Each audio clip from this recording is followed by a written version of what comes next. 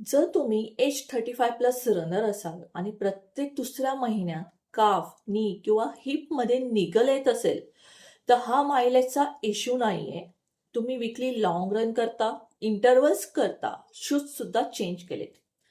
तरीही काफ टाईट राहतो, IT band irritate होतो, रिकव्हरी स्लो वाटते, दुपारी 3 पर्यंत एनर्जी डिप येतो.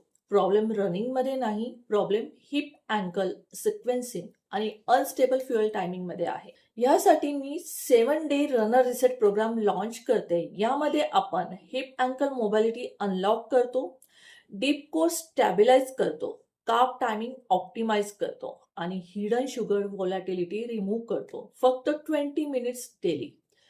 डे 3 पर्यंत हलकं वाटायला सुरुवात होईल. डे 7 पर्यंत स्ट्राइड स्मूथर वाटेल. जर तुम्हाला इंजुरी ब्रेक शिवाय कन्सिस्टंट रनिंग हवं असेल, तुम्ही जर खरंच सिरियस असाल, तर हा प्रोग्राम तुमच्यासाठी आहे. लिंकवर क्लिक करा आणि 7 day runner reset program join करा.